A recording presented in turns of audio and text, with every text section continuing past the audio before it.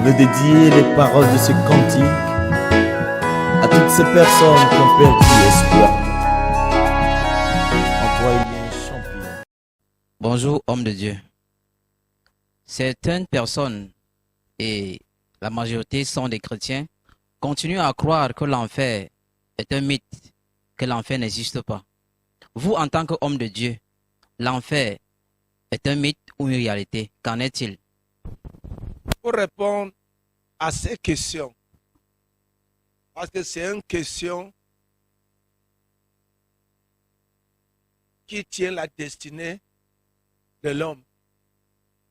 C'est une question qu'il faut une réponse claire pour ne pas conduire les gens à l'erreur. Il est nécessaire que ça soit répondu à la base de la parole de Dieu.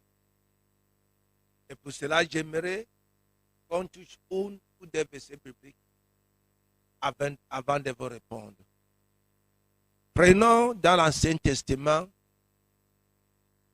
dans Somme 9, verset 17. Qu'est-ce que Dieu parle de l'enfer? C'est très, très, très important. Qu'est-ce que l'Éternel parle de l'enfer? Dans Somme 9, verset 17, la Bible déclare que les méchants seront renversés, seront jetés dans l'enfer. Les méchants, Somme 9, verset 17, les méchants seront renversés, seront jetés dans l'enfer. Ça, c'est la parole de l'Éternel. Et nous revenons vers le Nouveau Testament. Parce qu'il y a les croyants, il y a même les gens qui veulent seulement faire l'argument pour faire. Ou les gens que le diable a préparés comme l'instrument dans sa main pour dévier le chemin des gens hors de la vérité. Et qui sont les champions à discuter? Ça, c'est l'Ancien ou ça, c'est le Nouveau Testament. C'est pour ça que j'ai pris d'abord Ancien Testament et j'aimerais également que nous partons dans Matthieu chapitre 5, dans le Nouveau Testament.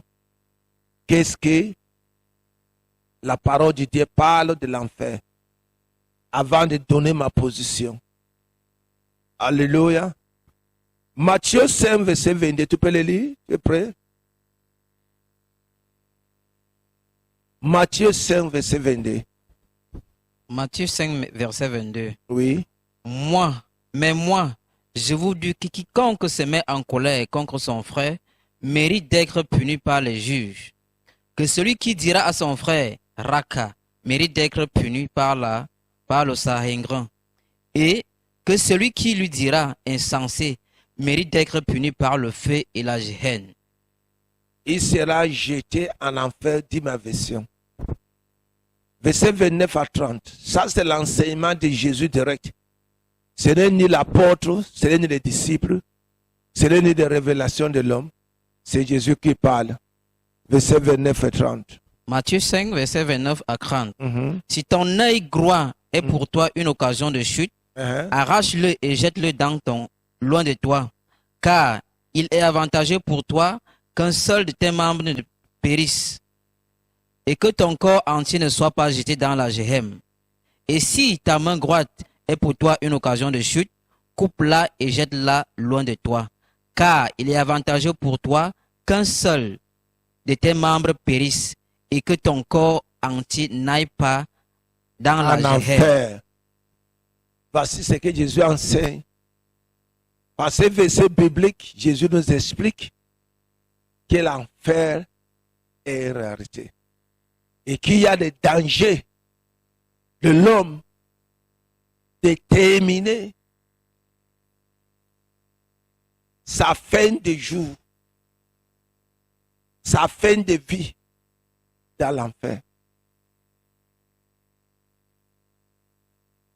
S'il y a une vérité que nous pouvons s'accrocher à cela, c'est la vérité qui sort de la bouche de notre Seigneur Jésus. Car Jésus-Christ lui-même s'appelle la vérité. Il est la chemin, la vie et la vérité. Il est l'émail de Dieu invisible. Jésus-Christ est Dieu. Donc, il n'y a aucun doute que ce que le Créateur a dit avec sa bouche, l'homme pouvait le douter. Au moins que l'homme, que Satan, le prince de ce monde, a totalement été aveuglé, obscurci sa pensée. Donc Jésus nous fait comprendre qu'il y a l'enfer et qu'il y a le danger de finir la vie en enfer. S'il n'y a pas l'enfer, ça veut dire qu'il n'y aura pas le jugement de Dieu. Et qu'est-ce que nous faisons à l'église? Ça veut dire que l'homme pouvait faire ce qu'il veut. L'homme pouvait tuer. L'homme pouvait arracher. L'homme pouvait faire tout ce qu'il fait. Et parce qu'il sait qu'il va mourir et périr comme les chèvres. Mais ce que je veux que vous compreniez, l'homme n'est pas l'animal. L'homme est l'émail de Dieu. L'homme est créé à l'émail de Dieu invisible. L'homme a l'âme. L'homme a l'esprit. Et l'homme la corps. L'animal n'a pas ni l'âme ni l'esprit. Si mais tout termine pour lui. Mais l'homme a l'âme et l'homme a l'esprit. Quand ce corps va dormir, l'âme de l'homme, l'esprit de l'homme, c'est séparé de ce corps.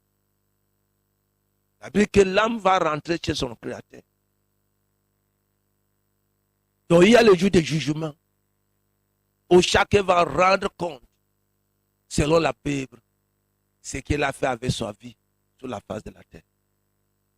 Et où l'homme sera déterminé et quel genre de vie que l'homme a mené. Celui qui a mené sa vie dans la désobéissance et la rébellion à l'Éternel, son Créateur, terminera dans l'enfer. Celui qui a mené sa vie dans l'obéissance totale et la soumission à l'Éternel, qui a accepté Jésus-Christ de Nazareth comme son sauveur, celui qui est racheté par le sang de l'agneau, celui que son péché était effacé par le sang de l'agneau, va séjourner avec l'Éternel au paradis en haut. Il sera accueilli par les anges. Alléluia. Et regardons rapidement pour te libérer là, Luc 16. Commençons d'abord avec verset 19. C'est jusqu'à 30, mais on peut couper un peu à cause du temps. Luc 16. Luc 16, à partir du verset 1. Non, verset 19. Luc 16, verset 19. Oui. Il y avait un homme riche qui était vêtu de pourpre et de fin lin et qui chaque jour menait joyeuse et brillante vie. Un pauvre nommé Lazare était couché à sa porte, couvert d'ulcères, et désireux de se rassasier des miettes qui tombaient de la table du riche, et même les chiens venaient encore laisser ses ulcères. Le pauvre mourut et il fut porté par les anges dans le sein d'Abraham. Le riche mourut aussi et il fut enseveli. Dans le séjour des morts, il leva les yeux et, tandis qu'il était en proie au tourment, il vit de loin Abraham et Lazare dans son sein. Il s'écria, « Père Abraham, aie pitié de moi et envoie Lazare pour qu'il trempe le bout de ton doigt dans l'eau et me rafraîchisse la langue, car je souffre cruellement dans cette flamme. » Abraham répondit, « Mon enfant, souviens-toi que tu as reçu tes biens pendant ta vie et que Lazare a eu les maux pendant la sienne. Maintenant, il est ici consolé. Et toi, tu souffres. D'ailleurs, il y a entre nous et vous un grand abîme, afin que ceux qui voudraient passer d'ici vers vous ou de là vers nous ne puissent le faire. Le riche dit, je te prie donc, Père Abraham, d'envoyer Lazare dans la maison de mon père, car j'ai 5 frères. C'est pour qu'il leur atteste ces choses, afin qu'ils ne viennent pas ainsi dans ce lieu de tourment. Abraham répondit, ils ont Moïse et les prophètes, qu'ils les écoutent. Et il dit, mon père Abraham, mais si quelqu'un des morts va vers eux, ils se repentiront. Abraham lui dit, s'ils n'écoutent pas Moïse et les prophètes, ils ne se laisseront pas persuader quand même. Et même arrêtons ainsi à cause de notre temps. Amen. Par ces versets bibliques, nous l'avons vu, qu'il y a l'enfer et il y a le ciel. Autrement dit, il y a le paradis. La Bible parle d'Abraham et Lazare qui sont au paradis. Et parle également de l'homme riche méchant qui se trouvait en enfer. Et écoutez ce qu'il a dit. Il a appelé l'enfer le lieu du tourment.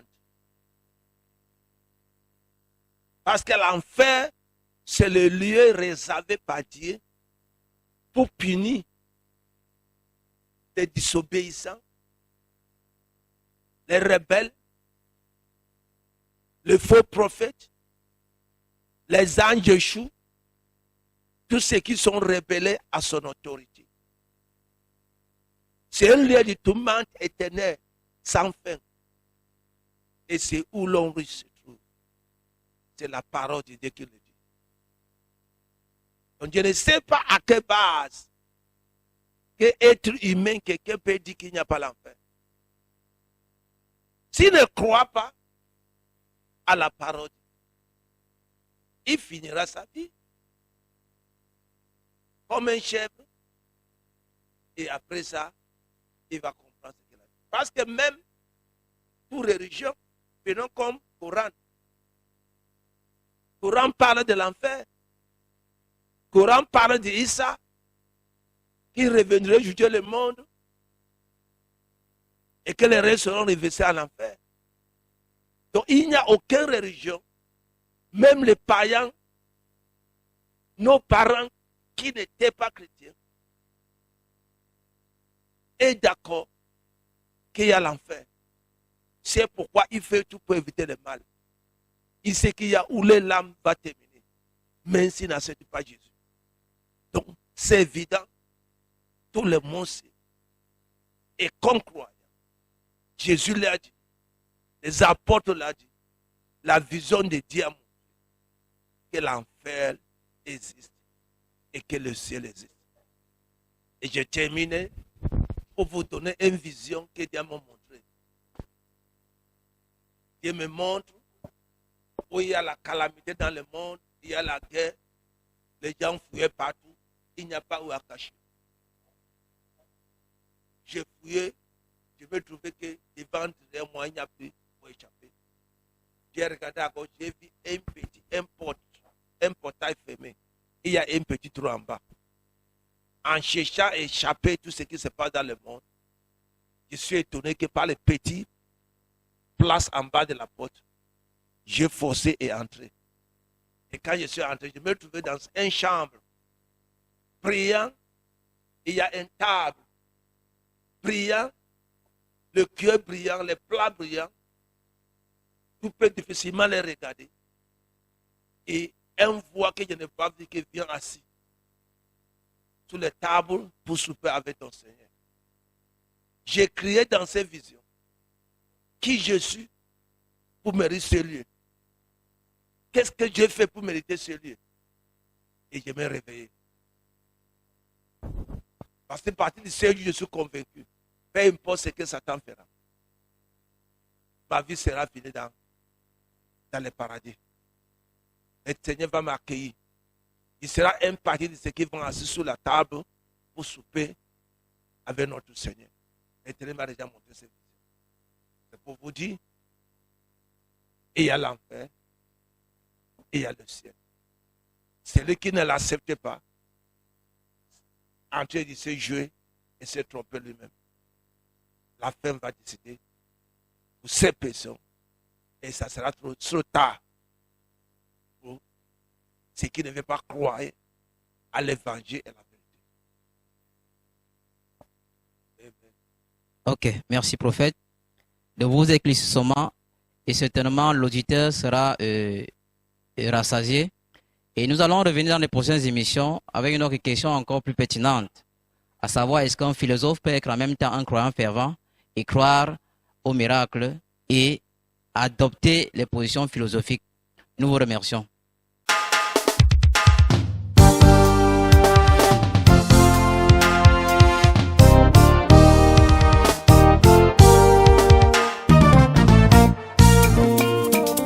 Hoppa!